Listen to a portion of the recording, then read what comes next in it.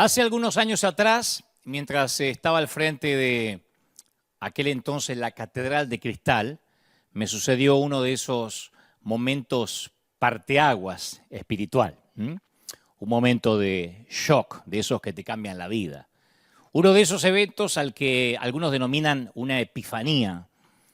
No fue en un monte de oración o en un congreso, sino en una cafetería de una cadena justamente de café muy importante que la gran mayoría conoce, pero fue un momento muy sobrenatural.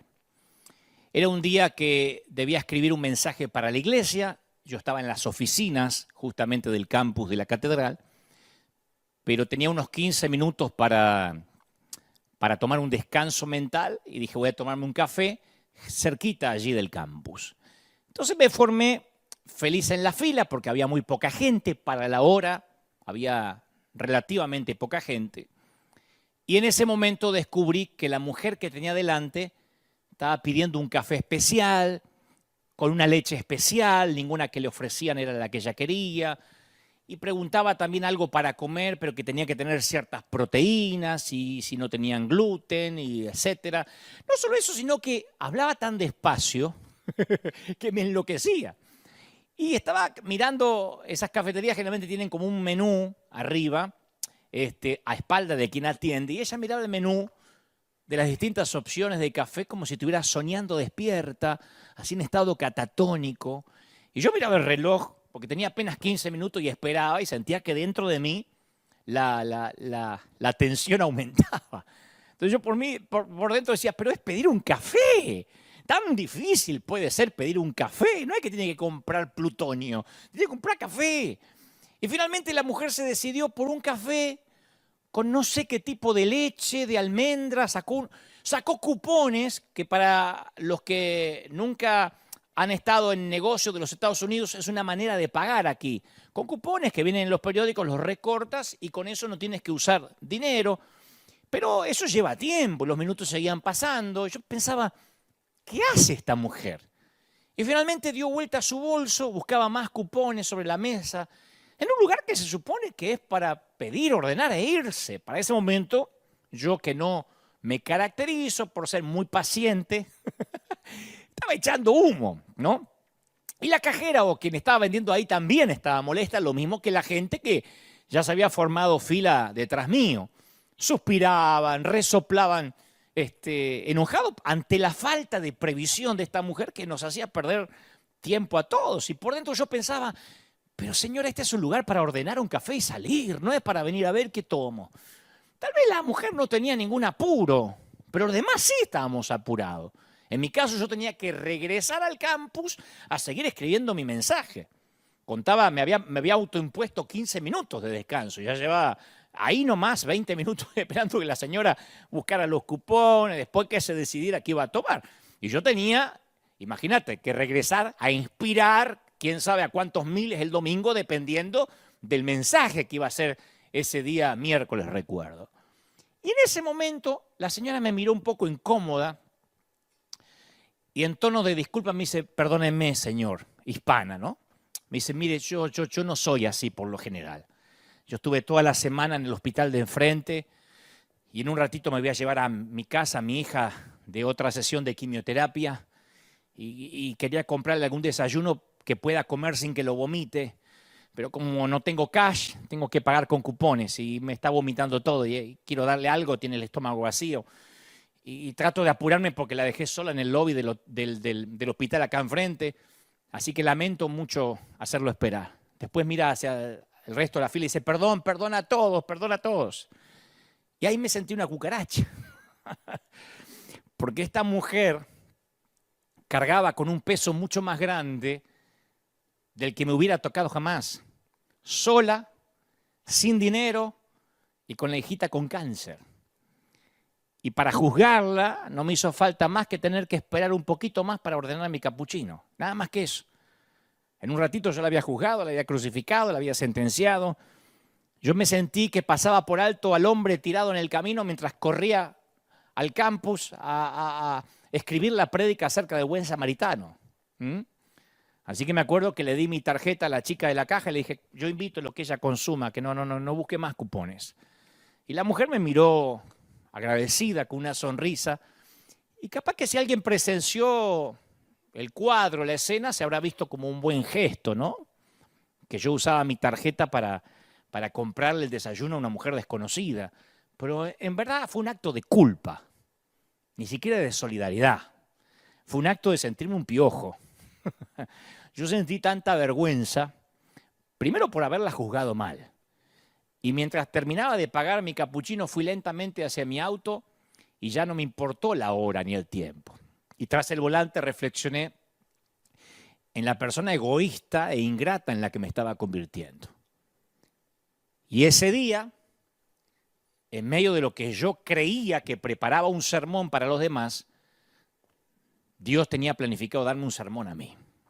Yo estaba muy metido en el mensaje que iba a predicar el domingo y paré 15 minutos para tomarme un descanso y en ese descanso Dios me estaba esperando para hablarme a mí. No profesionalmente como yo preparaba el mensaje, sino devocionalmente. Dios me llevó a la cafetería para que viera que la gente no eran ni números, ni vistas en internet, ni miembros de una iglesia, ni gente que ofrenda, ni líderes, son personas. Y a partir de ahí, cuando uno ve conductores que tocan bocina, vendedores que se molestan, gente que tarda en ordenar un simple café, nunca podemos conocer la realidad que está viviendo esa otra persona. Pero esa gente es la que nosotros a veces juzgamos rápido, sentenciamos y a lo mejor está viviendo una pesadilla. Y yo me acuerdo de ese día, que ya hace varios años, ese día aprendí que la persona que a veces más me molesta podría ser la que más me necesita. Y también aprendí, de mala manera, con dolor ese día en la cafetería, que ser un mensajero significa amar a la persona que tengo delante en la fila, aunque me exaspere, aunque me agarre ataque de caspa, como dice un amigo. Yo cada vez me convenzo más que a medida que pasan los años y me voy poniendo más grande, que no es necesariamente más viejo, más grande, quiero hablar menos de Dios para caminar más con Dios. Lo que pasa es que en algún momento la palabra se hizo carne y luego, debido a la religión, volvió a ser palabra, nada más.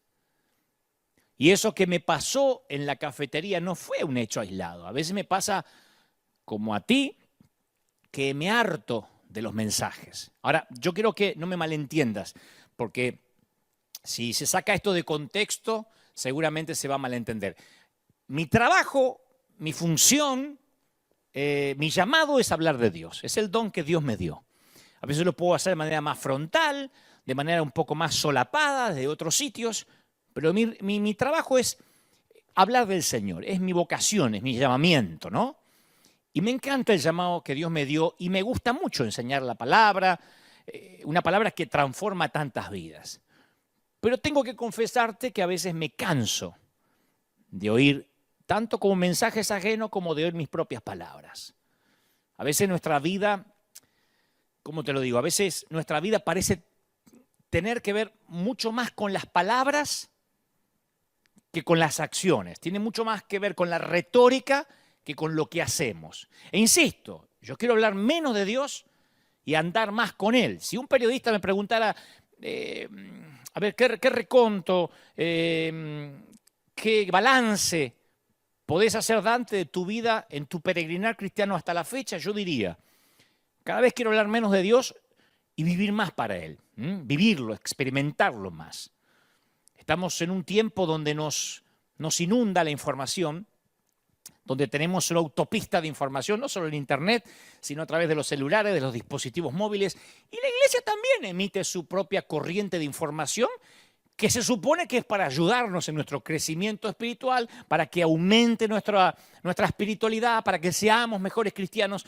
Y hay millones de congregaciones en el mundo, y casi todas con su propio sitio de Internet, y la mayoría transmitiendo mensajes en línea, especialmente en estos tiempos de pandemia o de cuarentena.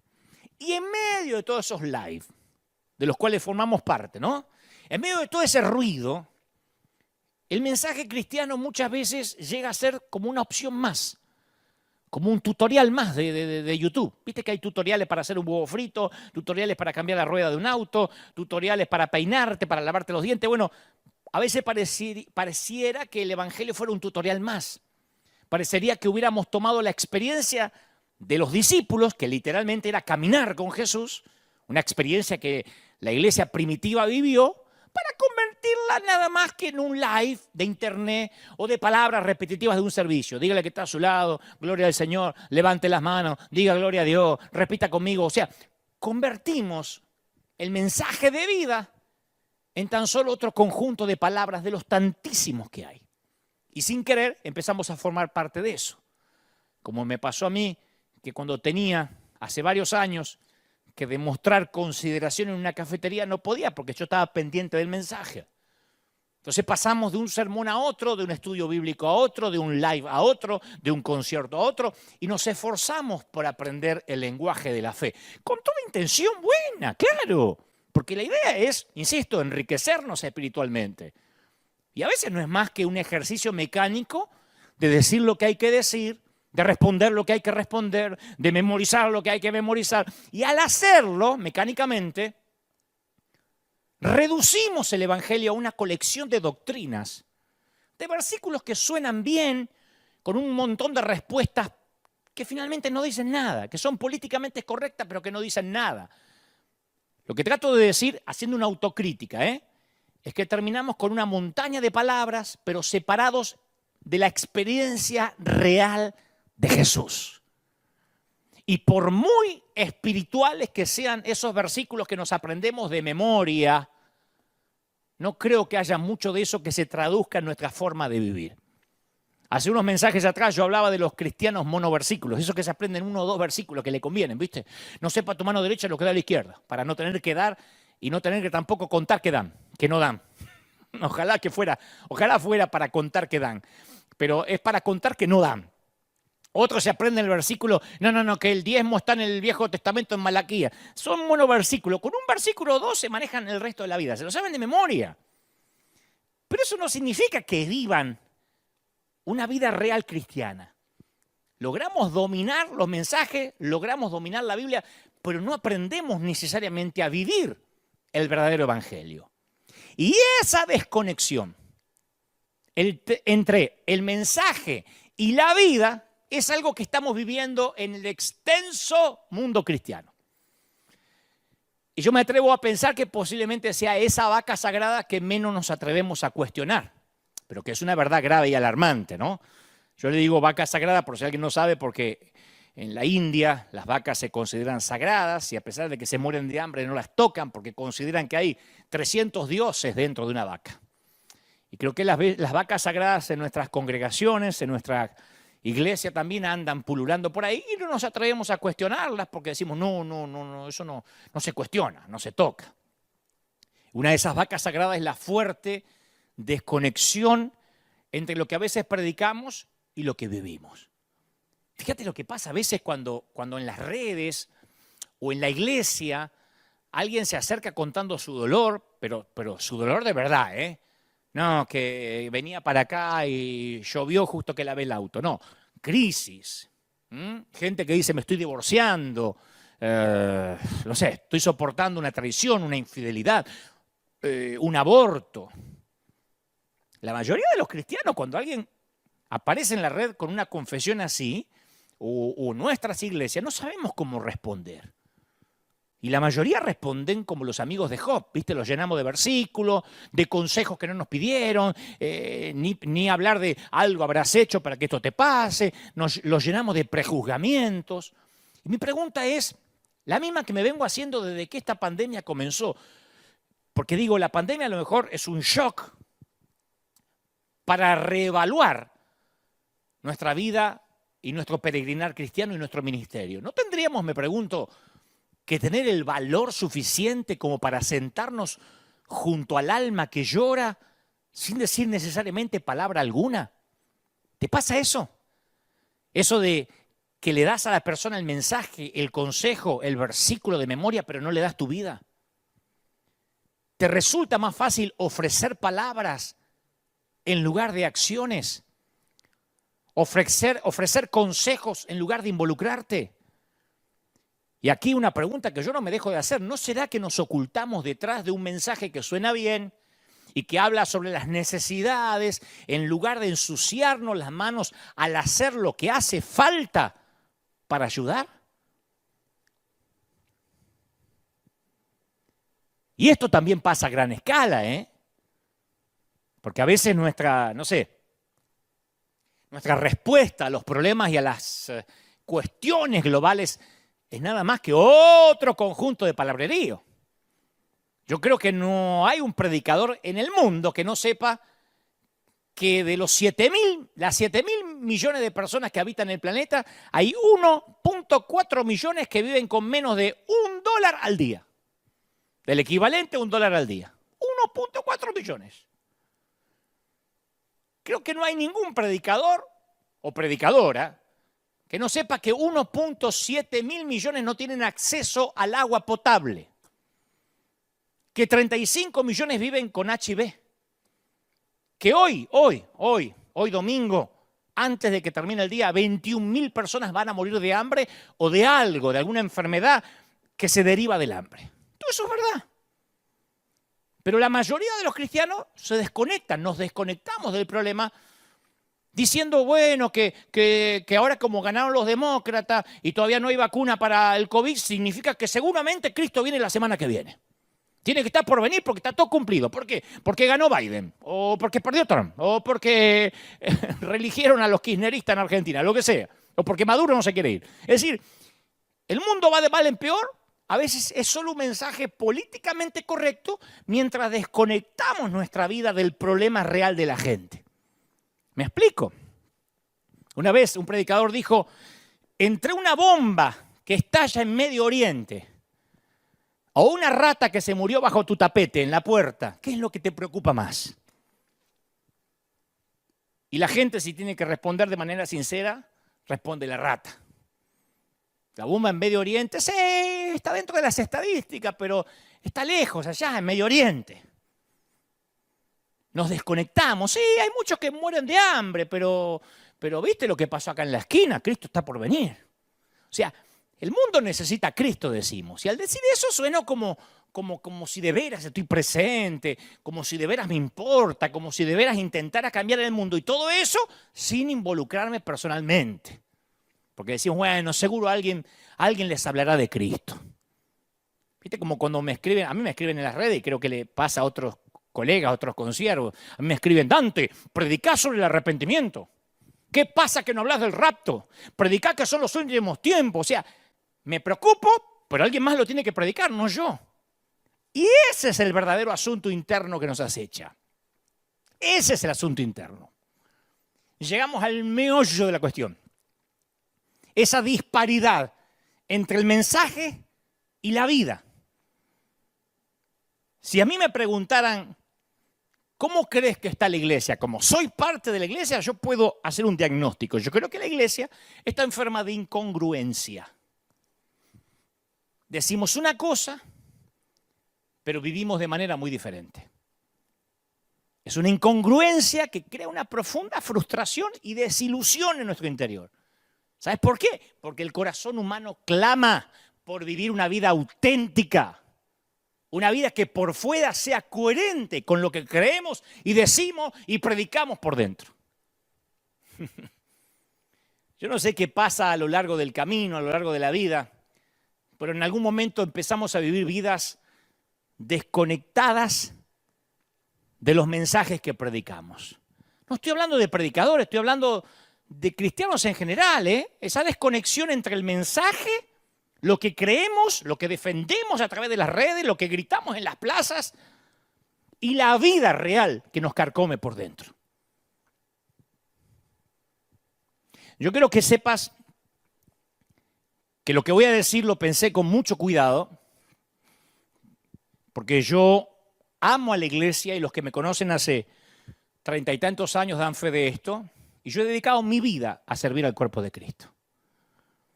Y digo esto con humildad, porque como digo siempre, sé que también soy culpable de precisamente alguna de las cosas que voy a describir. No es que yo salí de la iglesia y tiro piedras desde afuera. La verdad es que muchos de los cristianos que estamos en la iglesia, muchas veces proclamamos palabras sin traducirlas en acciones. Entonces un cristiano tipo se pasa el día hablando de la Biblia, enseñando, debatiendo doctrinas, pero en realidad vive para que el mundo lo vea. Yo conozco gente que, no sé, se jacta de predicar una sanísima doctrina y que las mujeres de un lado y los hombres del otro y que la mujer no se depile y que la falda por acá, pero que tiene un resentimiento hasta con su propio padre que no le permite ni amar. Y así un montón.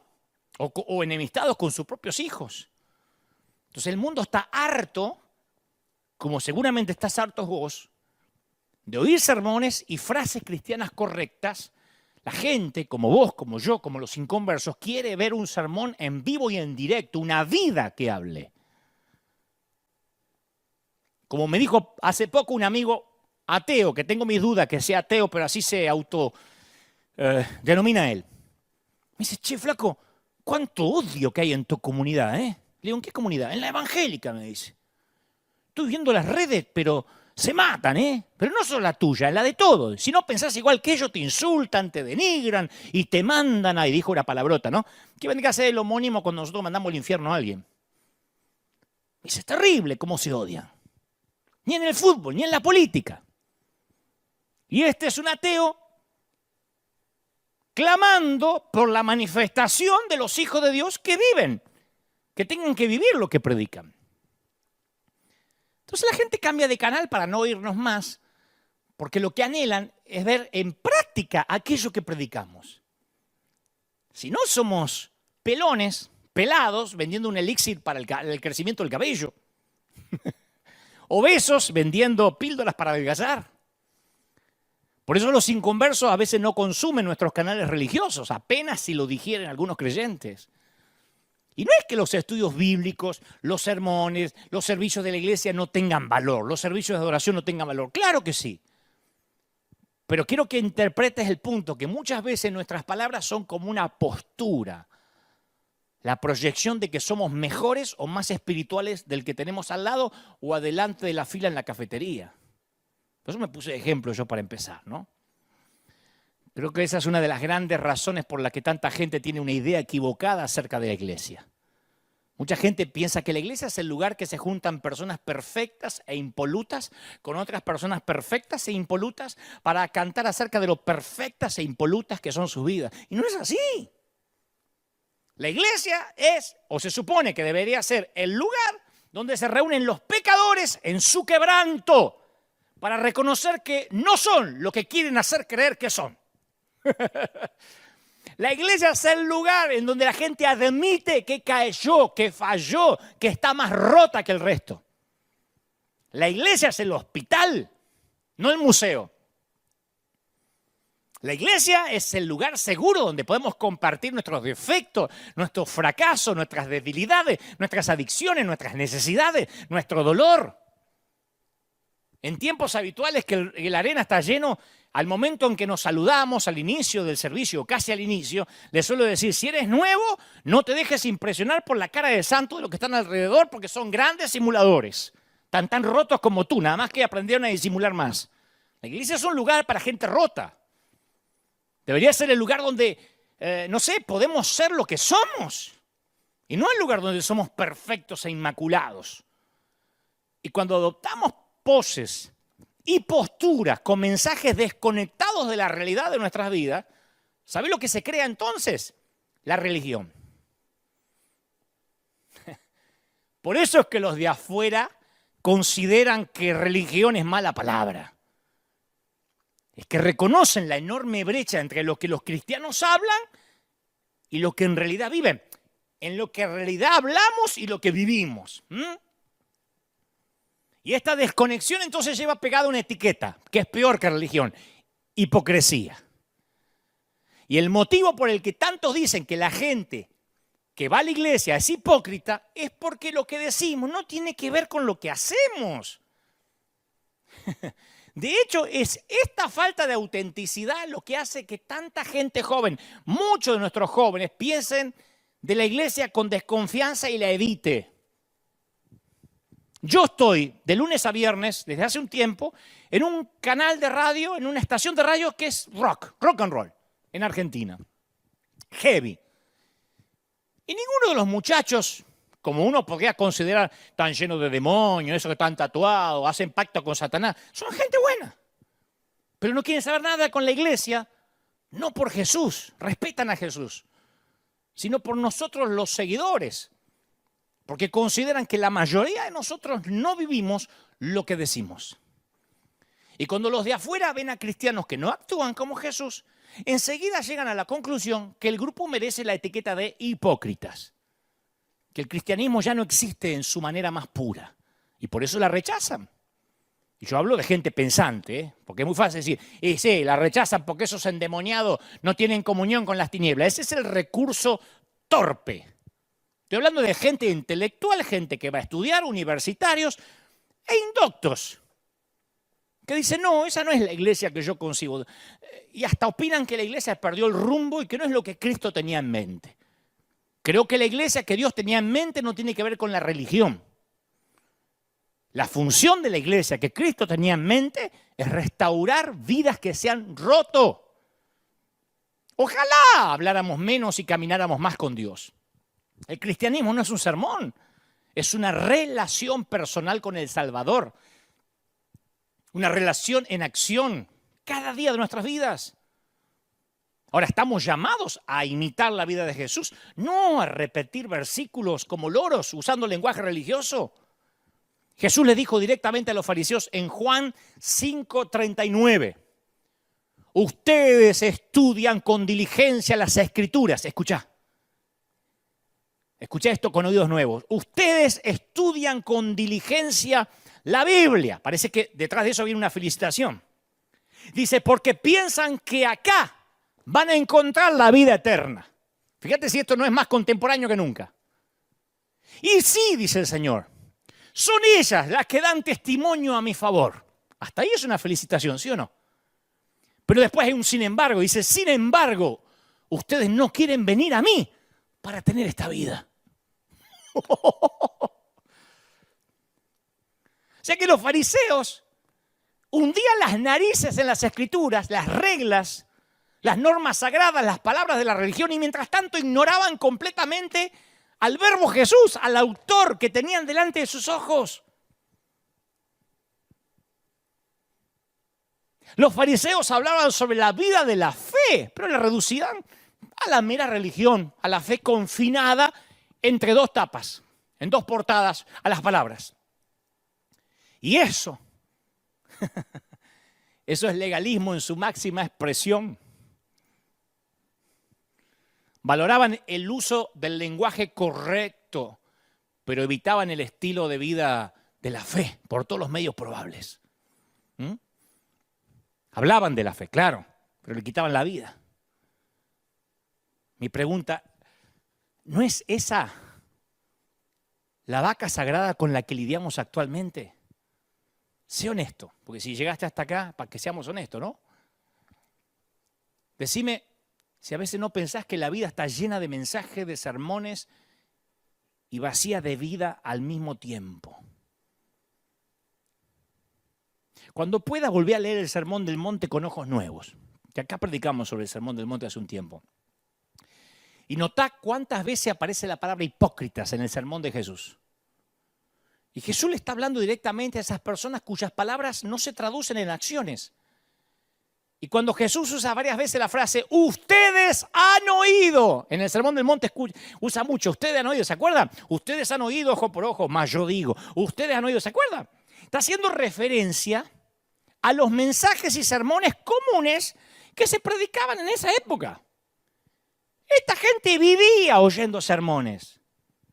Eran igual a nosotros, no tenían internet, pero vivían oyendo sermones. Si no, el Señor no hubiese dicho, ustedes habéis oído. Hubiese dicho, che, oigan por primera vez un mensaje. Él decía, ustedes escucharon que fue dicho. Ustedes saben que fue dicho. Partía de que ellos sabían. ¿Sabe cuál es el problema de tu vida y la mía? La disparidad que hay entre los mensajes que predicamos, lo que sabemos, y la forma que a veces realmente vivimos. ¿Y qué nos dice Jesús? Como le dijo a los fariseos, que hablemos mucho menos y lo sigamos mucho más. Nos está llamando a que levantemos la cabeza del ruido de las palabras, de los sermones, y lo miremos a Él. Yo pienso que más que nunca Él nos está desafiando a vivir vidas que tengan consistencia con lo que somos y con lo que Dios nos llama a ser. La gente va a dudar capaz de lo que digas, pero siempre van a creer en lo que hagas. Tu vida es un mensaje. Mi vida es un mensaje. Si los que me miran ahora por internet creen que soy un genio, por ahí, pero los que trabajan acá conmigo creen que soy un canalla, ese es el mensaje, el último. Mi manera de juzgar es un mensaje. Mi manera de condenar es un mensaje. Transmitimos un mensaje a quienes tenemos alrededor y eso simplemente por la forma en que vivimos y actuamos. Un mensaje que los inconversos pueden ver a distancia. Si en las radios o en los canales seculares donde yo estoy trabajando dice, este tipo es un chanta, ¿por qué? Porque lo vimos personalmente. ¿De qué sirve un mensaje que yo pueda predicar? En cada vida un mensaje es como un grito. Hace poco dijimos que amueblamos el hogar de una señora católica, lo puse en las redes por ahí, antes de que dijera que ya no iba a contestar más en las redes ni leer más nada, pero pusimos ahí que le llevamos muebles, porque la gente viene, aplica y dice, yo necesito muebles, tengo la casa vacía. Y pusimos esta señora católica y salió una jauría a mandarla al infierno porque en la foto donde poníamos los muebles aparecía una virgen atrás. Pero eso no me sorprendió, ya debería haberme acostumbrado, más de 30 años en esto, ya debería acostumbrarme que esto funcione así. Como me dijo este amigo ateo, che, qué heavy que son ustedes, ¿eh? Qué poco amor.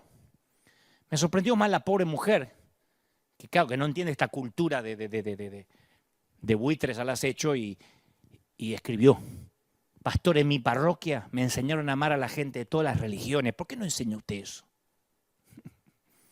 Y volví a sentir lo mismo que cuando la dama del café se excusó que estaba en ese estado porque tenía a la hija con cáncer esperándola cruzando la calle. ¿Sabés que hoy en el mundo de los negocios se pone mucho énfasis en la marca, en el branding, ¿no? En la imagen que transmite un negocio o un producto? La palabra marca también se usa para definir a la gente. ¿Viste cuando dicen, por ejemplo, Messi ya es una marca? Ronaldo es una marca, ¿no? Las celebridades tienen una identidad de marca que se cuidan mucho en formar, en proteger. Voy a ver una película con Tom Hanks, con Tom Cruise. La vas a ver porque es una marca, es casi un sinónimo de que la película medianamente tiene que estar buena. Y en cierto sentido todos, aunque no seamos celebridades o jugadores de fútbol, tenemos una marca. Tu marca es la imagen que intentas mostrar en público. Todos tenemos cierta marca, como nos acicalamos para que nos vean. Pero en el 2005, te voy a contar una historia, Lance Armstrong estaba en la cima del mundo del ciclismo de carrera. Para los que no saben mucho de este deporte, Armstrong había ganado el Tour de Francia 7 veces consecutivas. El tipo se cuidaba, cultivaba como marca una imagen de superatleta que proyectaba siempre, que mostraba una gran disciplina. Más de media docena de compañías, de empresas, habían tomado su marca. Le ponían dinero, incluyendo a Nike, Radio Shack, la fábrica de bicicletas Trek. Pero un día la vida real de Armstrong empezó a hablar a los gritos. Y lo que surgió fueron supuestas situaciones de doping, de dopaje, ¿no? Y durante un tiempo Armstrong logró manejar las acusaciones, proteger su marca, decir que no, que eran cosas infundadas, pero de a poco la verdad de su vida fue penetrando el escudo de la imagen pública, esa imagen de marca tan cuidadosamente construida, y se supo que había hecho trampa, que el dopaje era verdad, que les había mentido a todos, y en el 2012 le quitaron a Armstrong sus títulos de ciclismo, todos los títulos, y sus auspiciantes lo abandonaron. Su vida había hablado la verdad y esa verdad derribó la marca. El mensaje de una vida grita siempre con más fuerza y claridad que el mensaje de una marca. Cuidado, porque puedo decir, no, nuestra marca somos la iglesia de los discos de adoración. No, somos la iglesia del empoderamiento. No, somos la iglesia de que repartimos muebles. A veces puede que ostentemos una marca por un tiempo, pero tu imagen tal vez comunique una marca externa, visible, pero tu vida va a decir a los gritos ese mensaje que en realidad llevas dentro. Y yo te confieso que somos muchos los que pasamos más tiempo trabajando en nuestra imagen de marca exterior que en nuestros asuntos internos. Y la cosa es que al final de la vida, nuestras acciones cuentan la verdadera historia de lo que tenemos adentro. Y lo cuentan en los gritos tan fuertes que ahogan cualquier intento infructuoso de controlar la imagen que proyectamos, señores. En algún momento ese yo verdadero se da a conocer. El telón se corre y quedamos desnudos. Lo que decidimos o elegimos transmite a los gritos un mensaje a quienes tenemos alrededor. Y los mensajes que comunicamos por medio de estilo de vida que decidimos llevar son los mensajes más potentes. La gente observa, la gente nos escucha, pero no los live, no lo que predicamos aquí, nos ve en la calle, en las cafeterías. No nos escuchan esos mensajes que nos gusta transmitir, sino aquellos que no podemos evitar que lleguen a los demás por la forma en que vivimos, por la forma en que conducimos el auto, por la forma en que subimos al tren, por la forma en que subimos a un bus, a un colectivo. Por lo que reflejamos. Por eso creo que nunca más indicado ese principio en la tarea cotidiana de los padres. Viste que en la iglesia hay gente que toma alcohol y que se ponen un poco alegres para la fiesta, se entonan un poquito y dice, bueno, estamos de fiesta, abre un tequila, abre una cerveza más, dale una sidra, dale un vinito más. Y se entonan en la fiesta, y dice, bueno, igual no voy a conducir, estoy acá adentro, no estoy dando mal testimonio, pero posiblemente reciba una llamada de la policía que le informa que arrestaron al hijo por conducir ebrio en algunos años. Porque el hijo miró. El hijo vio una vida a los gritos, más allá de lo que el padre después haga en la iglesia los domingos vestido de ujier. La madre, obsesionada por su aspecto físico, a ver si la cola se le bajó o no se le bajó, un día se entera que su hija tiene problemas alimenticios. Y si es lo que consumió la piba, la nena, de qué chiquita. La vida que eliges vivir se convierte en una vida que habla a los gritos. Y en algún momento surgirá lo que eres y reproducirá lo que eres. Ese es tu mensaje al mundo, a tus hijos y al mundo. Tu mensaje no son las fotos de Instagram, ¿eh? Ya no las cree nadie. Viste que en Instagram son todos jóvenes, somos todos jóvenes. En Instagram todos nos sacamos fotos de arriba así, todo. Todas las mujeres tienen un trasero así, todas las mujeres. Todas en Instagram son todos lindos. Ya no lo cree más nadie, todo el mundo sabe que hay filtros. Tu marca pública no va a poder mantenerse en pie a menos que refleje tu realidad privada.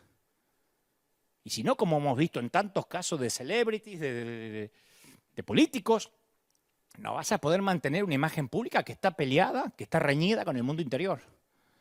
Los asuntos internos siempre socavan la vida exterior.